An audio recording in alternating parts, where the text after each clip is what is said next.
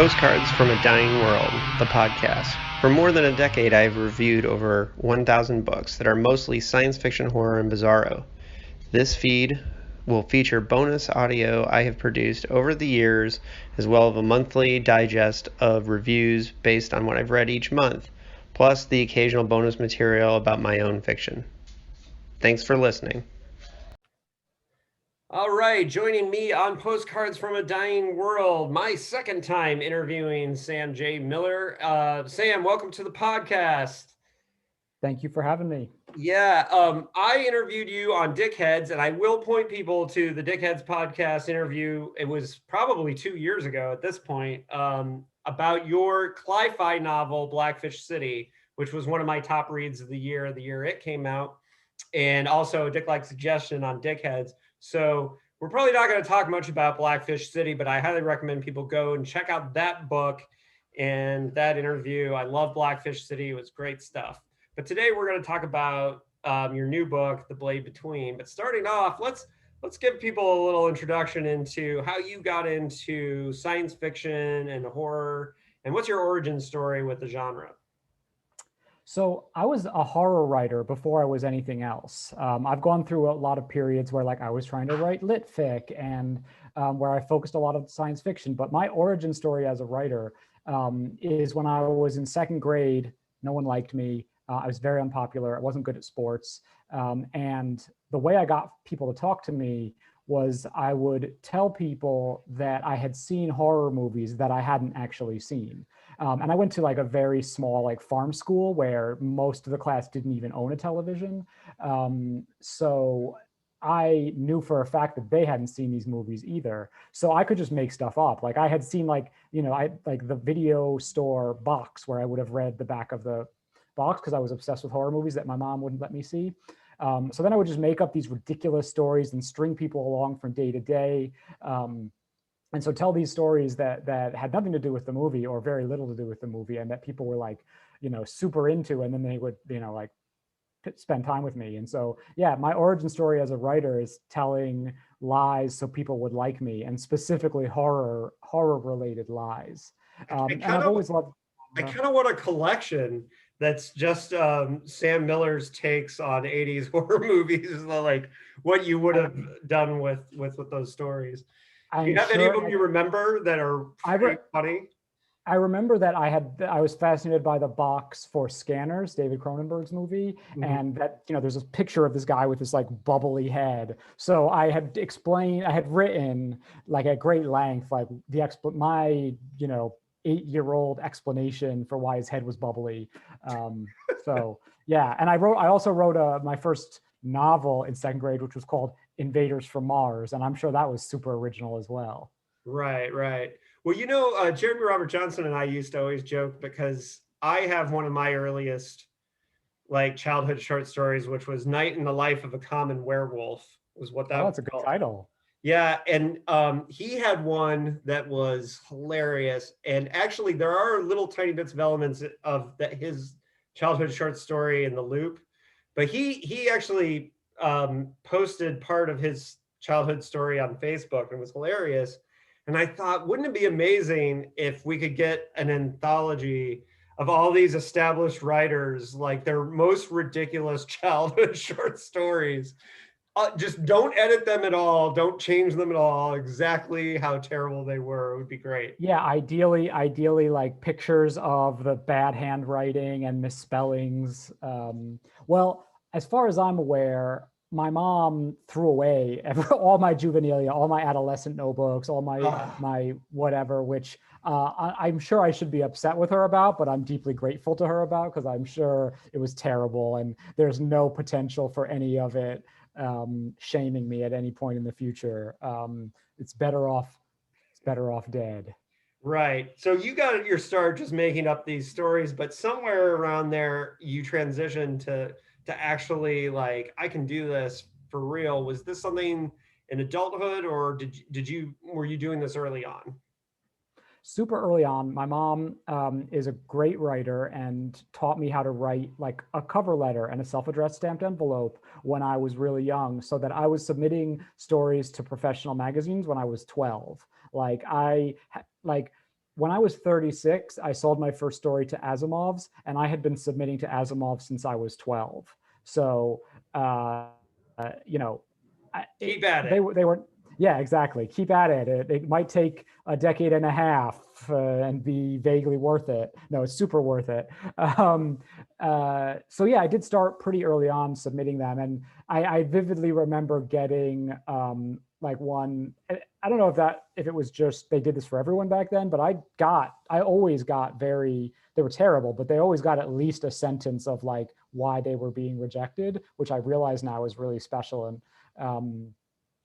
not to be taken for granted now. And at one point they're like, yeah, you keep sending us the same story. Like this sounds like Lovecraft again.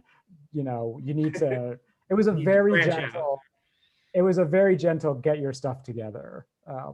So yeah, I've been submitting. Which you eventually did by going to Clarion too, but we'll get to that. Exactly. Eventually.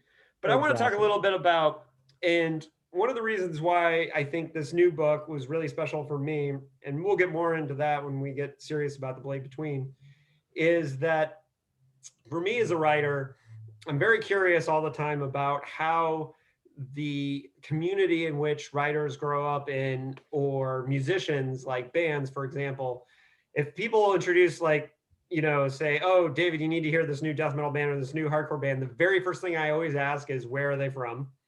Right? I always ask that. Nice. When writers are established to me, I'll do the same. I ask where they're from. And we're going to learn a lot during this interview, but especially during the book, about Hudson, New York, which is slightly upstate from the city. Can you tell us about Hudson?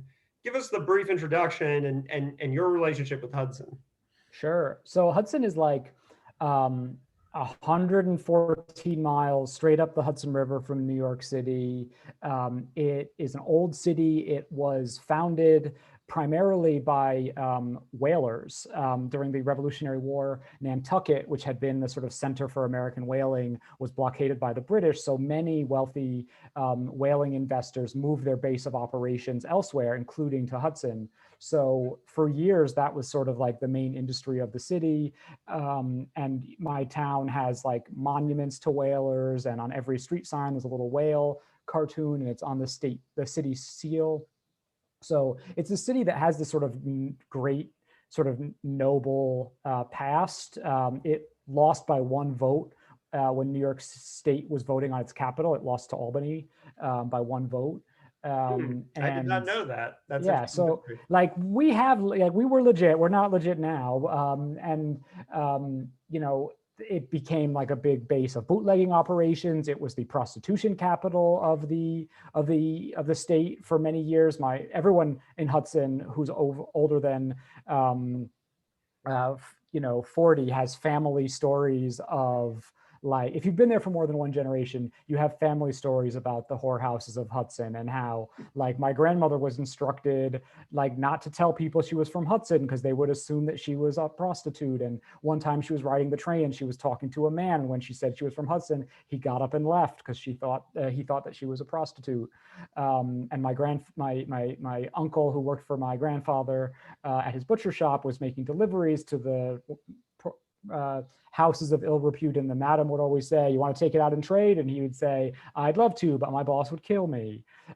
So, you know, it has this sort of like fascinating history, whaling, prostitution, like many sort of middle level cities in America. It fell on really hard times from the 70s on, deindustrialization and companies offshoring most of their operations. A lot of factories closed. It was in a really impoverished place by the time I got there. I'm born in 1979, and by the 80s, it was a pretty dismal, poor, working class, deeply impoverished town, one of these many upstate prison towns where the prison is one of the largest employers, and where a lot of small businesses were really struggling. And the sort of like recent history is that in the past 20 years, it's really transformed, and a lot, because it's so close to New York City, because there's a train station there and it's a 2-hour train ride to Midtown Manhattan, it's really bloomed. And all of these wealthy folks have moved up there, buying second homes and opening up like arts institutions and galleries. And there were 65 antique shops on the main street at one point. Wow. So it's really been reborn in a way that's like unfortunately, like a lot of places, not necessarily super amenable to the needs of the folks who've lived there forever. Right. So yeah, that's the sort of maybe not so short history of Hudson. Yeah, we'll get more into it, but and we've talked on this podcast before about upstate New York when we had Laird Barron on, because Laird and I are both people that I moved to upstate New York for a while. I lived in Syracuse during the 90s, second half of the 90s. And one of the things that Laird and I talked about was just how much deeper the history the rest of the state outside of New York City has that gets often ignored. And there's, there's parts of New York, upstate New York, different parts of New York that might as well be Appalachia. Exactly. As far as, yeah. And some of the most beautiful, like between the Finger Lakes and the Adirondacks, it's just, there's some really beautiful stuff up there. But when you get to central New York or Western New York, for example, too, are completely different worlds from even upstate in the East or the city. It's just a very interesting state. And so I appreciated getting a picture of a city that I didn't know very well with this book. But anywho, I really do like the window into Hudson as it being part of your origin story as well, because I think where writers grow up say so much about who they are as artists. If you look at King and Maine, or if you look at Alabama and Robert McCammon, or Berkeley and Ursula Le Guin, these places play a role. And I know it's fictionalized because the character is not one-to-one. Sam and Ronan aren't the same. But I do think it gives a window into your experience growing up there, because it seems like, you're trying to paint a picture of the city that correct? Absolutely. Yeah. I mean, it's not 1-to-1, but it's like maybe like 0.97 to 1. Like just Right. like his father's butcher shop and my father's butcher shop were both located at 310 Warren Street. Like the scene at the beginning where he's looking in the window is like that's a description of what the store looks like now. So yeah, there's a lot of overlap there. Like we're both the son of the town butcher. Both of our father's butcher shops were put out of business by the arrival of Walmart. So this is very truthful to the Hudson as I experience it, the one that I grew up in and the one that I see now. Obviously, it's still a construct of my imagination, and I'm sure lots of folks who grew up there or who've transplanted there would see it differently. But this, this is like, yeah, I agree that place is super important to writers, or at least to many writers. And, I moved away from Hudson as soon as I could. I couldn't wait to get out of there. But yet 3 of the 4 novels I've published have been set there. It's very much a place that weighs heavily on me, and where sort of like my, that's the place that really feels like home, even though I've lived in New York City for now longer than I lived in Hudson. So yeah, this is like my other books, like Art of Starving is not a super detailed or accurate Hudson, but this is the most accurate. This is the most real Hudson I could do. Right. And it seems very well researched, and it looks, I imagine you went home and spent some time researching the city, because the history seems very detailed in here. Although I don't know, maybe that's just a part of, I know the history of my hometown pretty well at this point too, but I did do a lot of research, and the Hudson Library, which is a phenomenal library, has a very good research collection, and so they were amazing and super helpful in the writing of this. But I will say that like there were definitely cases where the research revealed that the actual history was different than the sort of like legend history or the folkloric history. Like the way that whaling was explained to me growing up like it's 114 miles up the river from the sea. There are no whales. Just you can't just like start whaling, right? And so that's sort of like a little bit of a conceptual leap that folks have to make. And I think that people sort of explain that in different ways. And so it was always explained to me that the whales were sort of like dragged to Hudson and butchered there, and they were sort of like exhausted by being dragged there, which is not accurate at all. And of course, if you've read Moby Dick, as I have, like the description in that book of how whaling happens is accurate, right? It's like, you know, they don't butcher the whales in Nantucket, they butcher them in the Sea of Japan or the Indian Ocean or wherever they happen to be. So no whales were actually butchered and processed in Hudson, but that was the sort of legend that I had always received. And so when the facts were different than the legend, I went with the legend just because I felt like that was more that felt like better storytelling, more powerful myth making. So I did do a lot of research. I did not feel myself fettered by it. Oh, good. Yeah. Yeah. And I should say, I'm not going to talk about it a ton because I just finished it last year and I haven't really started looking for a home for it, but I just wrote my hometown novel recently. Awesome. And had the same process of going through and researching aspects of the town and what had happened and what kind of inspired my story is that the park that all the punk rockers and weirdos used to hang out at in my hometown, and I had known this history, but I started telling people because a lot of people didn't know that People's Park in my hometown existed because the Klan had blown up a Black-owned business that had originally been in that spot. And here for 20 years, punk rockers were hanging out in this spot and they didn't know the history of it. Wow. And so part of the original inspiration was I want to use that history as part of a story and I want to build on it.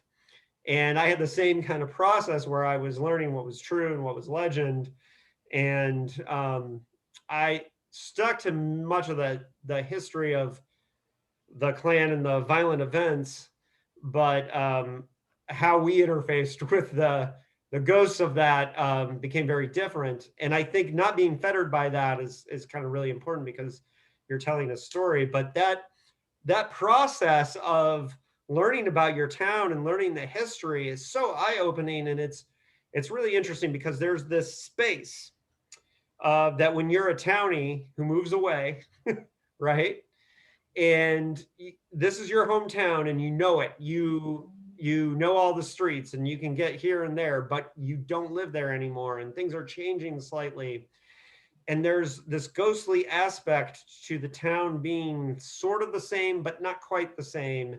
That it's what I loved about this novel is I feel like this novel lives in that space of uncomfortableness that comes from returning home. And returning home is so much a part of it. A lot of novels that do this, like Something Wicked This Way Comes, for example, the kids are still there, right? But coming home was such a huge part of this. Can you talk to me about the feeling of coming home to Hudson? And did the novel, was it always that act of coming home and visiting that kind of spurred this story along? Yeah, I mean, there's a moment later in the book where Lily, the character who's sort of the stand-in for the gentrifiers in general, she's like a young professional at the startup, the .com startup that's based there, and she sort of parked at she stopped at a stoplight and she makes eye contact with a townie on the sidewalk, and there's like a moment of like she just feels like visceral hatred, and I was totally that townie. Like I totally had a moment where I was home. I was visiting my folks. I moved away from Hudson like 24 years ago, but I have gone back probably once a month since. So I'm there a lot. And, I've seen it change. I've watched it evolve.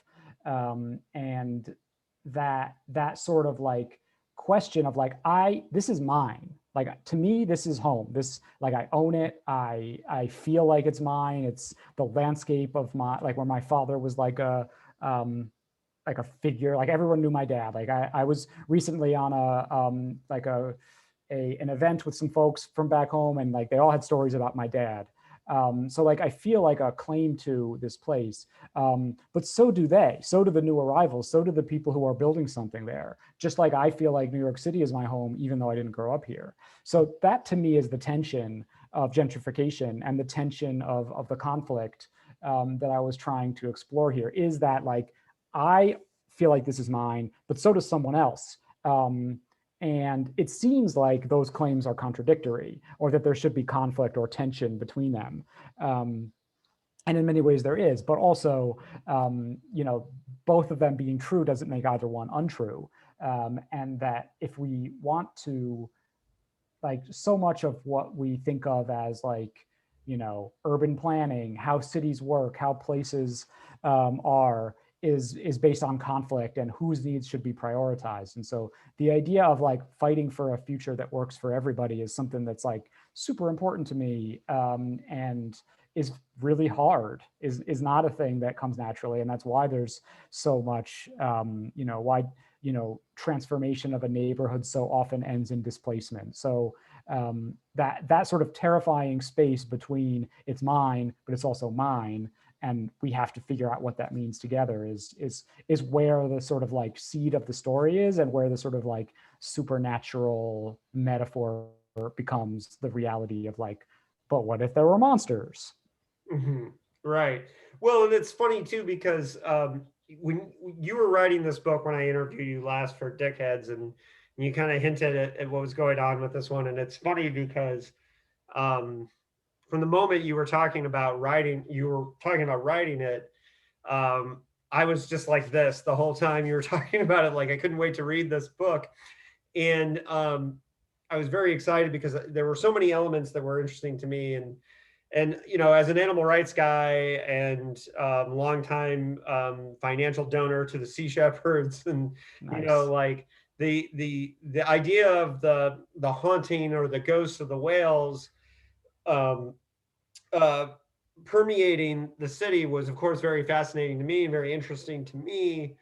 But what was funny is that I remember talking to a friend about this book, and I said, well, it's about whale ghosts, but don't worry, I'm pretty positive there won't be giant whale ghosts floating around the city. I think it'll take on a different a different form, and they do. It's less about like it's the manifestation of the violence and the oppression that these intelligent creatures like go through, and their connection to the history of this city that make them a supernatural force. Can you tell me about how you thought about that, and how long was this something that was deeply in your mind as somebody who grew up in Hudson? Yeah, I think so. I mean, like I said, it's like, you're sort of immersed in Wales, in Hudson. It's sort of like they're everywhere. And I am an animal rights person. I next month will be celebrating my 24th anniversary as a vegetarian. The idea that we like, this is sort of like my main social justice writer like conceit, is that we are like oppression, like when we like the violence that we wreak in the world, we bear the scars of that. It's not just that we are hurting the environment, we are hurting ourselves when that happens, and we are hurting when we destroy something beautiful like a whale. That's like, there's a cost to us and who we are, and our souls, for want of a better word.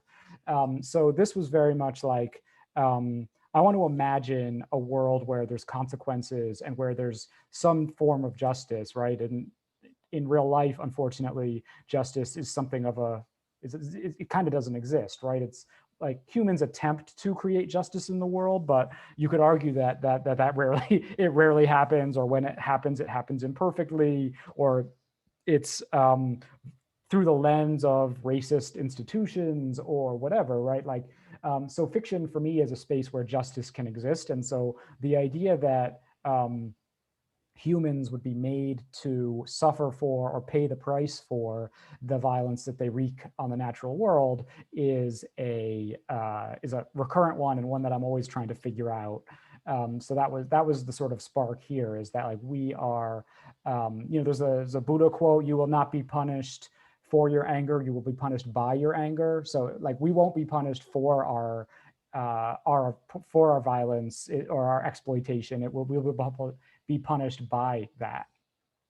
Well, and probably unintentionally, but you have whale spirits in 2 books in a row, and that's cool for whales. They got because there is kind of a killer whale, like super like, I'm probably saying it wrong because it's been a while since I read Blackfish City, but I recall there was some spirit animal whaleness in there as well. Yeah, But I had to sort of like really think about what my next book is going to be, and what the sort of like, animal relationships are in a lot of my stuff. And I often try to think about what the sort of central non-human relationships are. And so I'm like, yeah, I really can't do whales again. It's like, I love whales, but let's try to figure something else out. So I'm thinking that like a de-extincted saber-toothed tiger is where I'm going next. that'll be the spirit animal of the next book. Okay. Yes, exactly. Yeah. No, I'm not complaining because I love both books, but in a weird way, um, both books spoke to me, very deeply, in different ways. And it's funny because Blackfish City, in a lot of ways, is more the kind of book that, it's the science fiction. It's the kind of thing that I've been kind of more leaning towards. I'm a horror guy too, and I love the towny aspect of this one. So that's part of it. But I do think the characters are really important in this book too.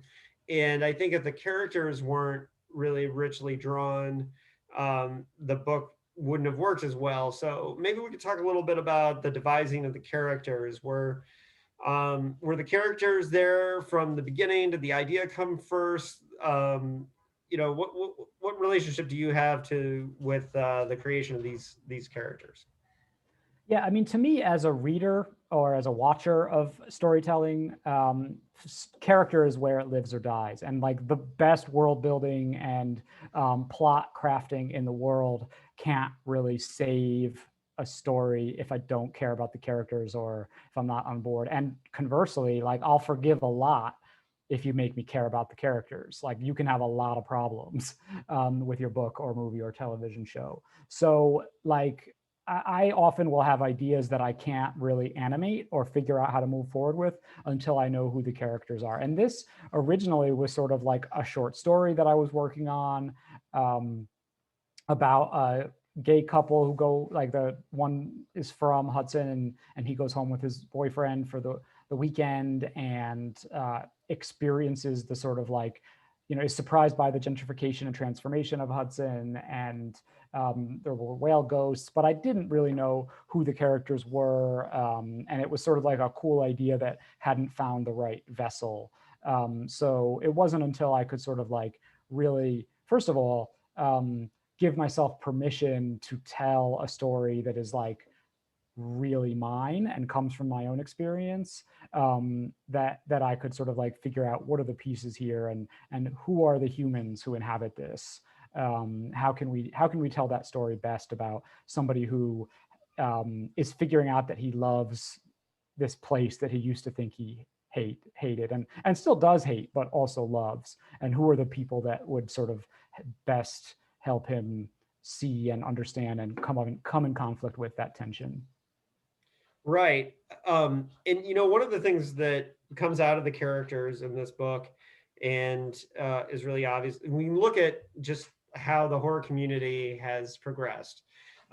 Because in the early days of the horror boom, it was really Clive Barker that really was able to first kind of introduce LGBTQ characters, especially in short stories, is where we first saw it. And eventually he was able to do that with, for example, Sacrament was one of the first books to have horror novels to have LBGTQ character as the lead.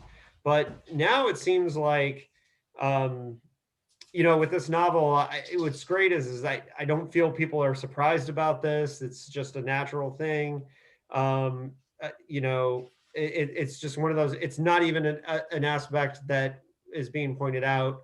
When you're promoting the book, which to me is a sign that we've made progress as a horror community. I don't know how you feel about that, but I do. I mean, I agree with that, but I also think that I am constantly, even as like a lifelong horror fan, I am always shocked at the pieces of queer horror history that I'm discovering that I, as a gay horror writer, didn't even know. Like I had never read Poppy Z. Brite before. And I last year read Drawing Blood, which is now one of my favorite horror novels. And it's this brilliant, incredible. brilliant novel by a gay trans man about these two, a gay couple, and it's some of the best gay intimacy I've ever seen, one of the best gay love stories I've ever seen. And so definitely Clive Barker has been important, but then like I had never read Michael McDowell before, and I just read one of his books. And so, going back to Frankenstein, like queerness has always been in horror. It hasn't always been possible to see it that way. And when it has been seen, it's often rendered monstrous, or the threat is the gay. Like you think about like The Bride of Frankenstein as one of like the most important horror films of history, but also like one of the gayest. So yeah, I agree that like we've now reached a place where like queer horror has reached a critical mass, and we can, people are publishing lots of different stories and getting able to tell those stories and have them be celebrated. But like, Stephen King was one of the first places that I ever encountered queer characters, and they didn't always get well treated, but they weren't ever, pretty. It was more progressive than I would have given credit for. The intention was there, yeah. Yeah, yeah. Well, and another Nightmare on Elm Street too, as an example too of Exactly. Like queers have always been all over horror and using it to tell their stories, and even when they've had to be in the closet about it or filter it through, the veil of the monstrous. Psycho. Like Psycho is a very queer story, and it's problematic, but it's there, and it's something that like I think queer audiences have always like felt this little thrill of recognition that horror did, that other I think is like a leg up it has on that horror has on other genres that maybe the queerness is there, but it hasn't been as I would argue important. Mm-hmm. Yeah, and you're right to point out Poppy Z. Brite, not just Drawing Blood, but Exquisite Corpse and Lost Souls. Like all three were groundbreaking. All three of the Poppy Z. Brite horror novels, were fundamental in that way. But so this novel too has macro issues and micro issues all over the place. And that's one thing that I really appreciated about it. So you got issues of eviction and housing, corporate invasion, historical racism, the LGBTQ experience and discrimination for growing up, class welfare. It's all the use of technology, dating. Like these are all things that I saw that were here. How much of this is just organic from the process of at the starting point of I want to tell a story about my hometown, and how much of it was I want to get this in, or did it just happen organically? I would argue, and maybe some readers would disagree, but I feel like it's always organic, and like the same could be said about Blackfish City, that it's about the housing crisis, but it's about LGBTQ identity, and it's about climate. Like once you start to unpack any one of these issues, you start to realize that they're not separate from. Like you can't talk about gentrification without talking about racism. Like racism is the sort of like soil in which gentrification can grow. It's the thing that makes it possible for wealthy people to buy up property for a song because a community has historically been disinvested in, and that like if a community was redlined. If you look at parts of Brooklyn where like historically Black neighborhoods where banks would not give people loans, they have been gentrified much faster than areas that were not historically of color, where like European immigrants could own their own home, right? So you compare Astoria in Queens to Bedford-Stuyvesant in Brooklyn, and they're very different stories. So once, if you want to tell a story about your hometown and you want to start talking about gentrification, you're going to start to unpack these things. If you want to talk about why a town is homophobic, why you had to leave, it's going to be very hard to tell that story without also talking about the fact that,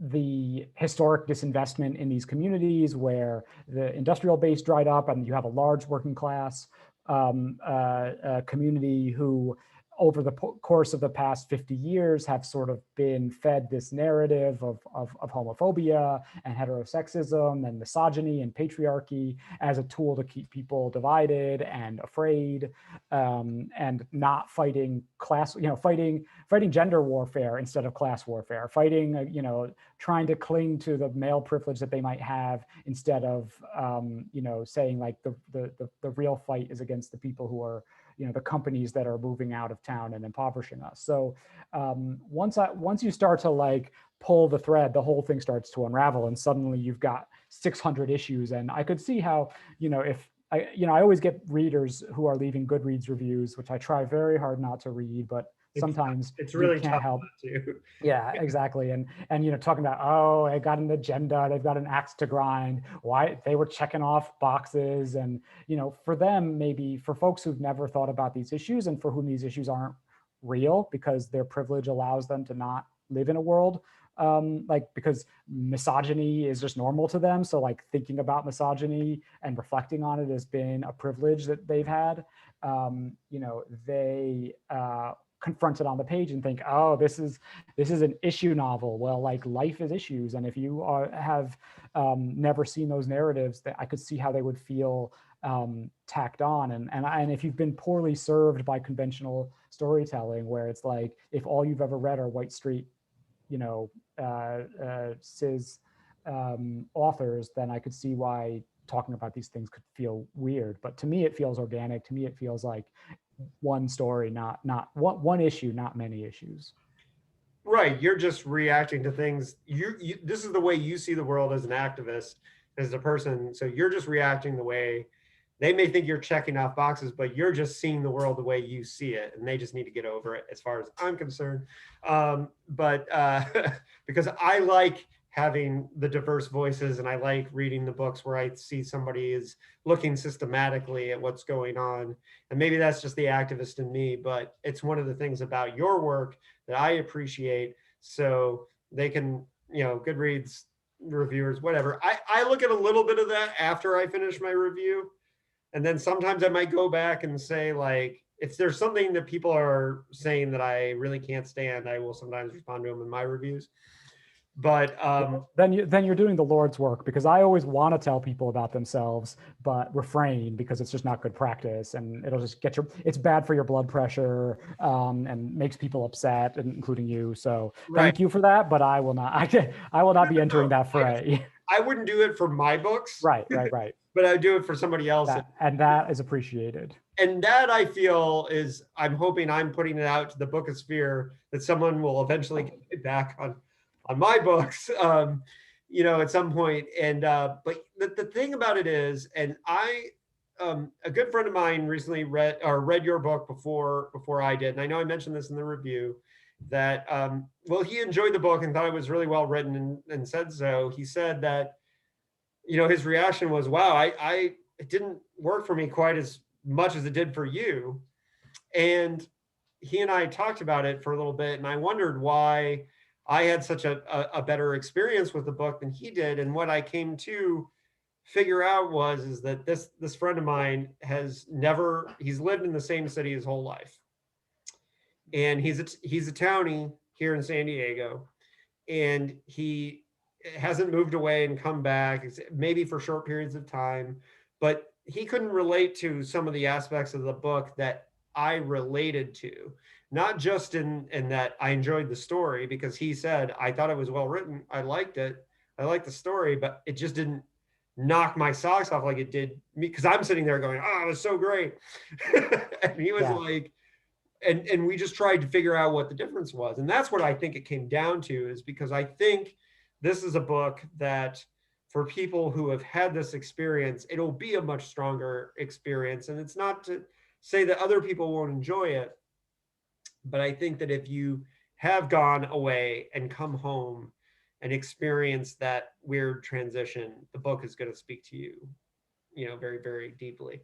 Anyways, I wanted to say that. But before we get into spoilers, just in general, because I'm going to do a spoiler warning, then we're going to talk about the actual writing and construction of the book. How do you explain this book? Because a lot of times, I know it's reductive to do that. It's this meets that thing, but that's a lot of times how you convince somebody to read a book. And so as writers, like, we're constantly forced to reduce our work to these kinds of things.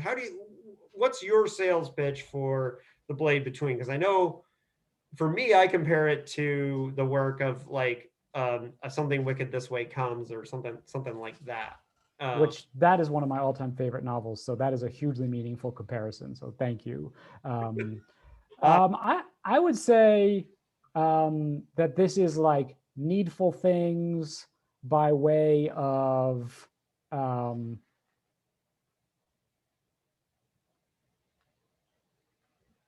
I don't know. It's a good question. I should be pitching. I should have my comps at the ready. But there's a lot of Stephen King here, and I did actually reread Needful Things as I was writing this, because the mechanics of that book are so intricate and well done, of like how you go from like a bunch of little things, of individual people doing things, to like the catastrophe that it builds to, is so well done. And I wanted to make sure I wasn't copying it too closely, since I had read it so long ago and probably internalized it. The way I describe it is like, if you're a horror fan, you know the trope of the town with a secret. So this is gentrification comes to the town with a secret.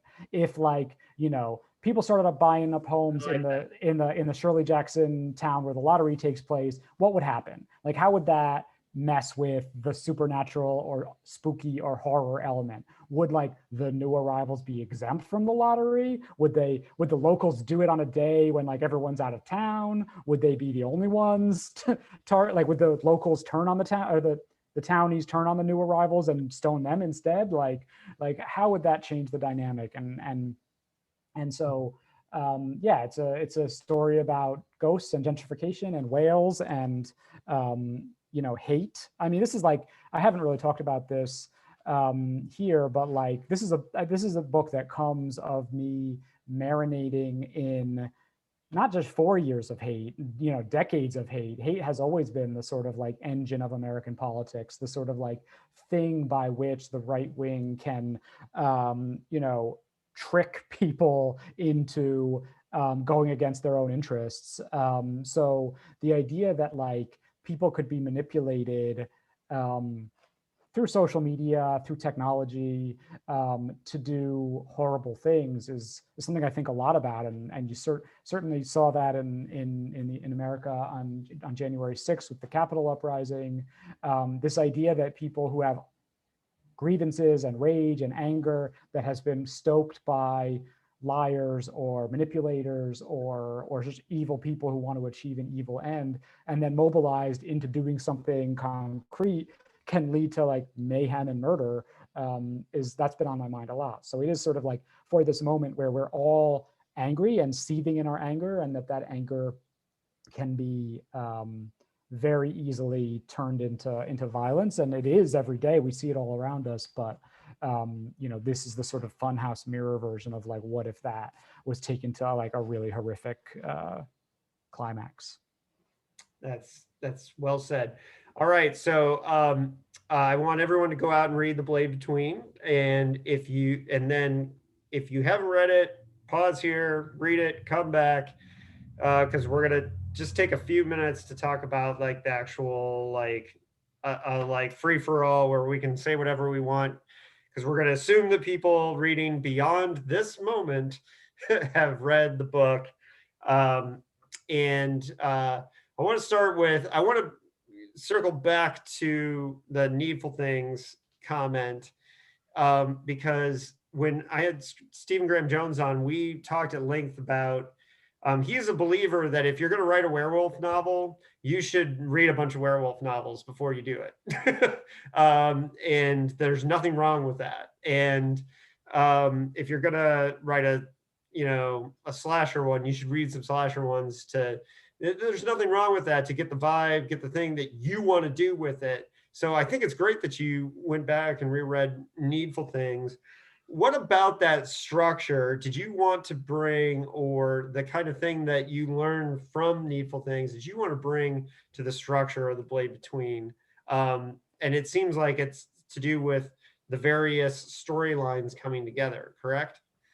So that is correct. But to me, it's the opposite. It's not, I mean, yes, of course you read and you get inspiration and you get ideas and it seethes in your brain. But for me, it's not about what do you do that other people have done. It's what do you not do that other people have done, Sure. right? Ted Chiang has this great analysis where he talks about genre as a conversation. And a lot of the times when you have non-genre writers, like literary fiction writers who write a genre novel, the issue isn't like that they're not allowed to do that. They're totally allowed to do that. But the problem comes when they haven't read a lot of the genre. And so they do a lot of things that we've seen 1,000 times. So if genre is a conversation, if you just join the conversation, you might say some stuff that you think is real smart and brilliant, but to everyone else in the conversation who's been having it for decades, they already know all this stuff. That was done 10 years ago. That was done 20 years ago. So The Sparrow by Mary Dorian Russell is a great example. It's a really great book, but it does a lot of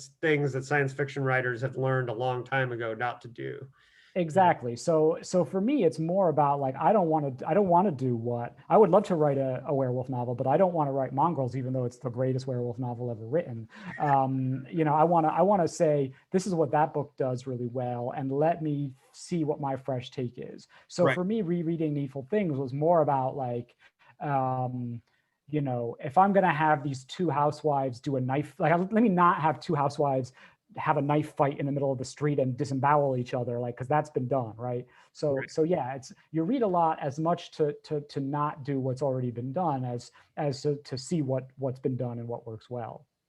Okay. So, what now, when you get to one of the coolest moments in the book, and I kind of spoiled this in my review, but one of the coolest moments in the book is that one aspect of this is that you created out of the, and this was something that we both, as people who have spouses that we've been with for 20 years, had to learn a lot about from other people, which is how the young bloods date these days. And they do it a lot of times through these apps, which are kind of foreign to those of us in long-term relationships because they didn't exist when we were doing it. And so you have this phenomenal scene where one of the main characters creates this avatar on this dating app, Grinder, where basically it's like a hookup app. And I loved this idea that and I threw this out to one of my coworkers, like I told him, hey, I'm reading a book that has a Grinder ghost. Um, that Nice. manifest. That's also a good way to, that's a good elevator pitch for this Right, book. right. And I said this book has a Grinder ghost, and his immediate reaction was, "Ooh." He's like, I want to know more." And I said, "Yeah, the book, the idea that what I really liked about that, and I almost felt like you could build a whole novel on this, or a film, is the idea that you create this persona online to." Which is like kind of the ultimate persona of the closeted person. And then it becomes real and it gets out of control and it's doing things that you can't do. And so I really love this aspect of the book, but I felt it was something that I didn't want to talk about before spoilers because it's such a great reveal in the book. It's a fantastic reveal. It got me really good. Like, it was one of those moments where I went, "Oh, Sam." So can you tell me about where this came from? Like, am I on to something about like the origins of the Grinder ghost, as it were? Yeah, I mean, first of all, thank you. I'm glad to hear that works. And now that you say that, I realize I should have reread The Dark Half by Stephen King while I was rereading shit, so I don't copy it by accident, because that's one of my favorite Stephen King books. But to me, there's something profoundly uncanny about technology, and that's sort of what motivates me as a writer often, especially as a science fiction and horror writer, is like, radio is creepy. There's something creepy and like it's unnatural, like it's almost supernatural, right? It's like we're familiar with it and it makes sense to us because it's part of the real world. But the idea that like, like the ringing phone in the middle of the night, it's like the invasion of someone very distant, voices being carried by wires across unthinkable distances, or now being carried by like signals in space. So the that's always been something that's very scary to me, very terrifying, especially now when so much of our life is lived by interacting with people that we don't know exist, right? We don't know if they're real. We don't know if it's a catfish situation, if they're a bot. That's as true when you're ordering pizza or talking to a banker or getting customer service as it is, a dating app or whatever. So that fundamental creepiness and the idea that it's so easy to make something up, that you can lie with such with so much distance that it's very possible to get away with it and people won't know, and you can sort of masquerade as anyone. And so the thing that always interests me when we think about like fictions and masquerading and creating a persona is like it takes on a life of its own, and horror is very good for dramatizing that. And actually, this is like a lot of my work is interlinked, and all takes place in a shared universe. So Tom Minnick, who is the creation, the sort of grinder ghost, has appeared in my work before. I wrote a short novelette called Angel Monster Man, which was published by Nightmare Magazine, about in the 80s during the AIDS crisis, there was a lot of gay writers who passed away, leaving trunks full, like many manuscripts that never sold, like and it was all orphaned, and it was left in the hands of parents who burned it or partners who didn't know what to do with it. And so these three gay writers sort of create a pseudonym under which to publish all of this art and work and writing that they've gotten from their friends. And then of course, they name it Tom Minnick and it comes to life, and it's a horror story. So horror ensues. But yeah, that idea that like, there are consequences to our fabrications, to the what we put out there digitally and the fictions we create. So I'm fascinated by it. I'm terrified of it. It's definitely something I keep revisiting, the sort of uncanniness of technology. Yeah, it really worked. And that aspect of the book was the one that I guess I was kind of like primed for some of the whale ghost stuff. So that stuff kind of took me by surprise, and I really appreciated that aspect of it. And it's one of the things that I dug there. So now I will say actually on that point that this is one of those cases where like a great editor is really helpful, because the whole like relationship between the whales and Tom Minnick was originally much more complex, and it was much more like there are two primal, there's like another force that's equal to and opposite to the whale ghost that's at war with it, and humans are caught in sort of a proxy war, and it was very complicated and didn't really work. And so like that had to be scaled back significantly. So yeah, if that works at all, it works because my editor, Zach Wagman at Echo Press, is amazing. Well, no, that's a really great thing to hear in spoilers. And recently, there was a post on it was on Twitter where they said, what superpower do you wish all writers could suddenly have? And I said, the ability to listen to editors better. Yeah, that's fair. And I think it helps having the right editor too, but who understands the story. But was this heavily outlined, or was it are you an outliner or a pantser, or I'm a half pantser. I like have one pant leg on and I'm hopping around. Okay. Like I'll start writing an outline and have every intention in the world of doing an actual outline that's detailed and good and makes sense. And then I'll be like, but I don't know who these characters are, so I can't figure out what's going to happen after the first third. So let me write an exploratory chapter to figure out the characters. And then like 300 pages later, I'm like, right, I've arrived at the end of my outline and I don't know what's going to happen. So I start to outline, and often I will have a valiant effort, but then either stop or scrap my outline and hope for the best. Mm-hmm. So yeah, I'm a religious outliner, but I also usually with every act of the story, I redo the outline once I like get to know the characters and all that. So that's a very good compromise that literally never occurred to me. So thank you. Yeah. When you see like with my books, you'll see there's the outline I start with, and then when I finish the first act, there's the outline that goes to the next act, and then usually there's a third outline where I just start over and I re-outline the end. And a lot of times the last, I don't know, 5 or 6 chapters, I don't even look at the outline anymore. That's when that's when I can go and just, but one of the things that I feel is important about the outline is, God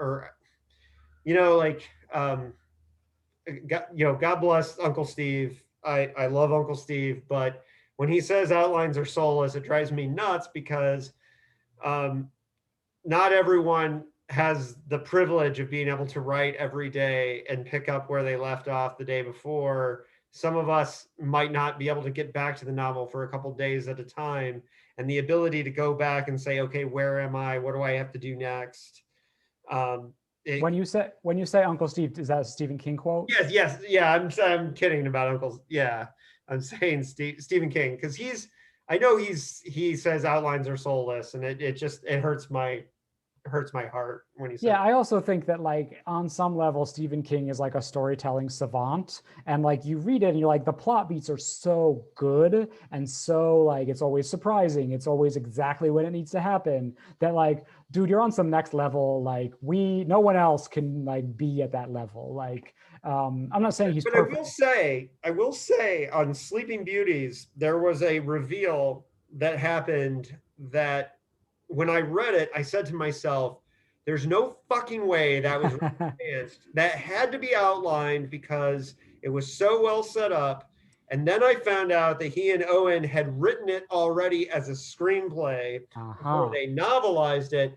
And that, sir, is an outline. There you go. And so I will call bullshit on that because I think it was funny because when I read it, I was like, there's no way that happened without an outline. But you're right. He is kind of a savant in storytelling. It is kind of like we all have our strengths, and it's useless to say like, oh, this method that works for you, this bizarre creature will work for me. Like, right. We all got to figure out what works for us. The interesting comparison with Stephen King, and him and F. Paul Wilson, because the only thing that matches the Dark Tower for the level of like career spanning interconnectedness is F. Paul Wilson's Secret History. And I just recently read the additional book he added into the Adversary cycle. So now it's added to this 37 book saga. And he's an outliner and he does things by outline because he does things by days. He writes everything. He wants to know when they woke up, when they went to sleep. He has to know that. As far as part of the storytelling, I don't feel like necessarily everybody needs to know that, but he does. And that's very important to his process. And I think each writer kind of figuring out how they do things is so important. Yeah. That being said, so one leg in, one leg out on the plate between the research how much did the story change once you started to do the research? Did it change much, or was a lot of the research confirming the path that you wanted to go? It didn't change much. And one of the things that I've learned about myself as a writer is that I'm actually quite bad at research, in that once I start, I just won't stop. And I'll just be like so interested in everything that I just want to put it all on the page. And suddenly it's not a chapter, it's a Wikipedia page. So, so I don't typically, like, I tend to like sort of like leave placeholders, like insert non-bullshit here. But you know, obviously I'm always open to surprises, and information that I get while researching often will change the course of things, but I try not to let that happen, just because otherwise, again, I'll just be going on and on about things that I'm suddenly fascinated by that other people probably won't be. All right. Well, I see that. You know, it's funny because when I made the comparison to Something Wicked This Way Comes, the reason I did that is because, well, it's the small town horror. It's the connection to the place that you grew up. It's those aspects of it.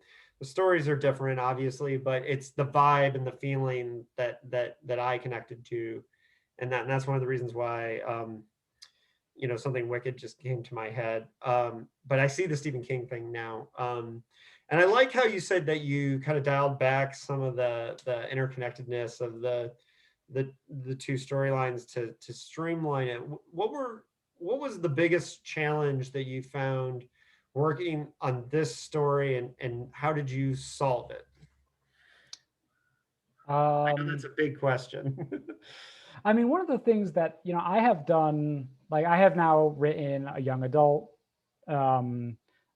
novel, a science fiction novel, a young adult fantasy, like, and now a horror slash thriller. And like, for me, I just love, I read a lot of genres. I love a lot of genres, and every genre has its own sort of specialness and its own rules. And figuring out those rules and figuring out what, like really figuring out like what does horror do well and how does it do it, is super fun and exciting for me, but also very challenging. So, you know, how do you tell a good thriller? It is not the same as telling a thrilling, like having a science fiction novel that has thriller elements. You know, the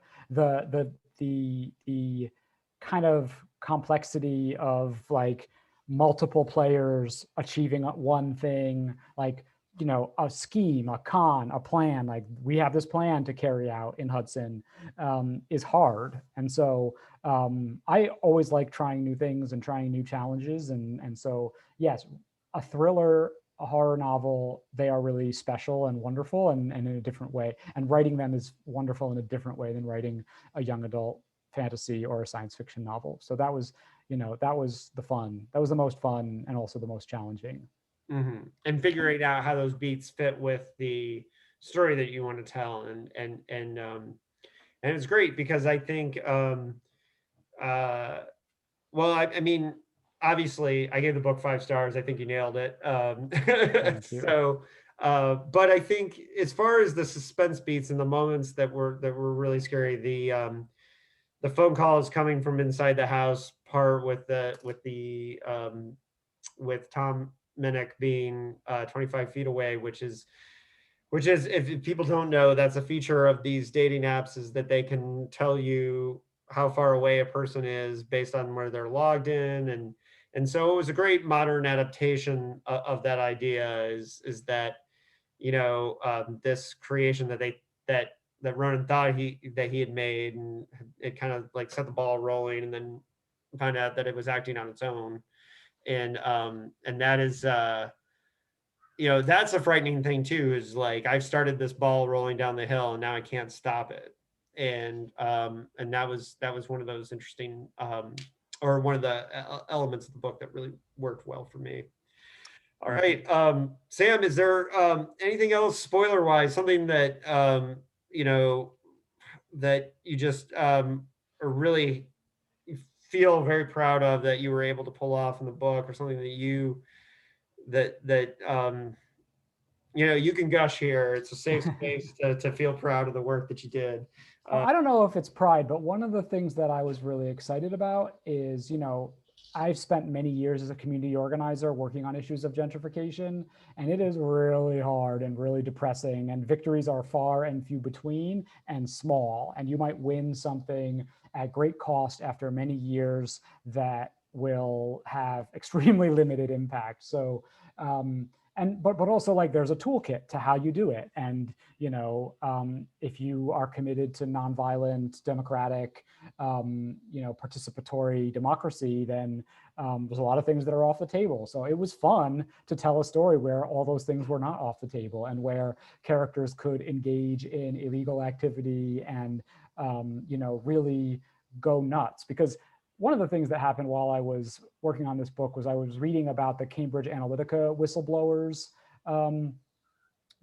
story about how Cambridge Analytica was created. And like, our adversaries are not playing by the rules. They are not bound by legality. They are not letting themselves be limited by what is ethical.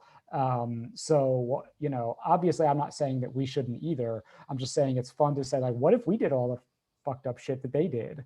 And how would that change the game? So there's a little bit of wish fulfillment of like, let's imagine a different kind of activism. I'm not saying it's one that we should have in real life. It's just that it's, fiction is a safe space to play around with these things. Oh, and that reminds me of one of the most heartbreaking moments in the book. And look, listen, as somebody who I just lost my father like just over a year ago, and thankfully it was right before all the COVID stuff happened, so the family was able to get together and all that stuff.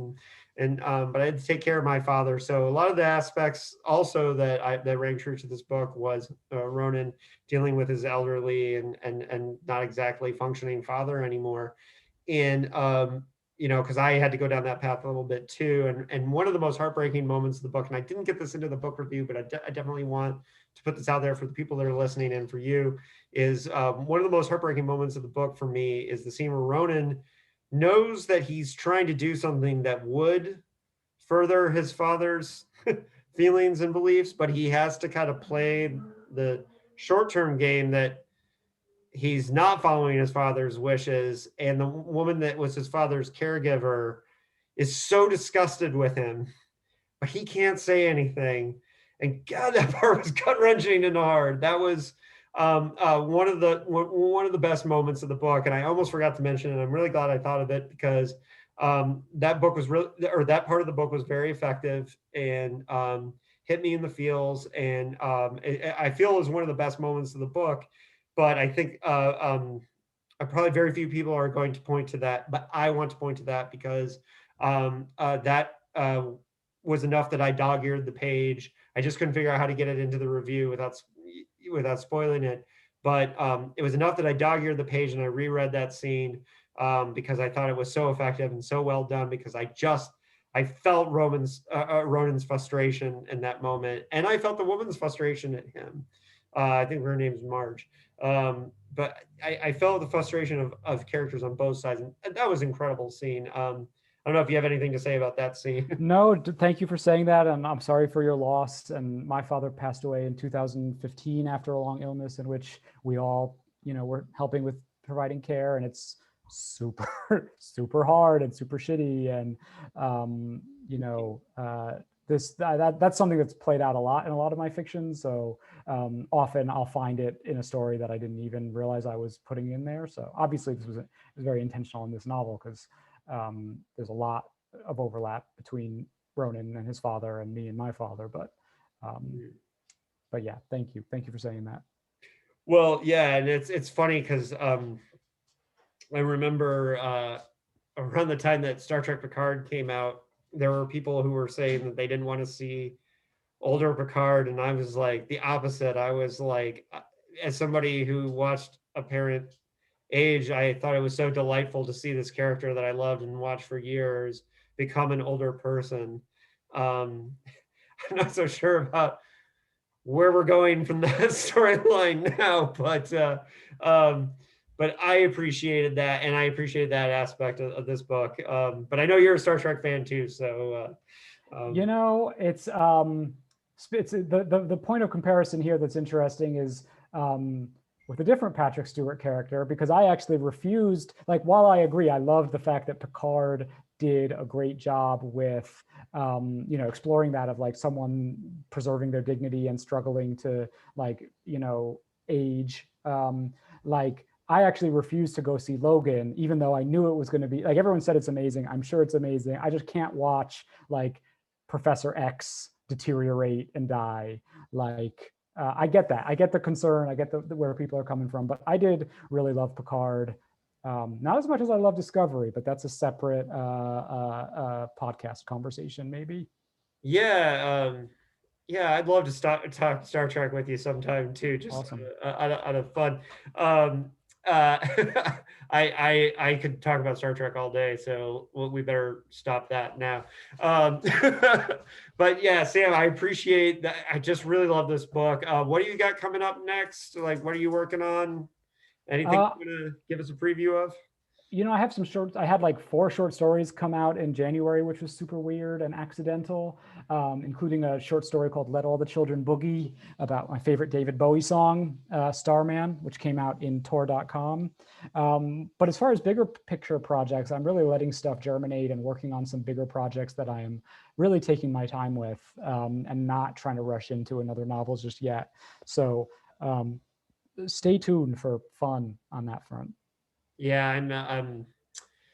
I've been doing the long gestation thing here lately too. I've got a couple things percolating on the Nice. hopefully soon territory, and so I know how that feels. But yeah, I really appreciated this book. Hope people will check it out. Where can people find you, interact with you? My website is samjmiller.com. I'm on Twitter at SentenceBender. I'm on Instagram at sam.j.miller. I'm all over. Spend way too much time on both those places. And The Blade Between you can find at fine, upstanding, independent booksellers everywhere, or bookshop.org. Yeah, and here in San Diego, shout out to Mysterious Galaxies because I know they carry it. And I love that. I love them very much, and hopefully we'll be visiting them soon. the new location is great. Awesome. And it's in bike riding distance to my house, which is like the best. You're living the dream. The only thing better than biking in San Diego is biking to a bookstore in San Diego. And do it often. And during the early days of the lockdown, Rob was holding down Mysterious Galaxies by himself and doing all the mail outs. Oh wow. And it was funny because I joked with him about that, how great it was for him to be able to sit alone in the store with all those books. Yeah. Just get the vibe of it all. But yes, Mysterious Galaxies is a great place to pick up The Blade Between. And so locals, please do that. And follow Sam's work. Also read Blackfish City. It's great. And I guess on some days I would say I like Blackfish City better, and some days I'd like The Blade Between because they're both great and for different ways. I'm glad to see you writing full-length horror. I hope you'll do more horror in the future.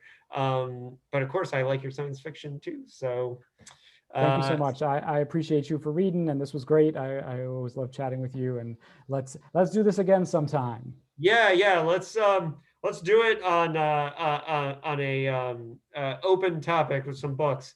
In the future, maybe one of the panels in the future. Sam, thanks for joining me, and we'll talk again soon. Thank you for having me.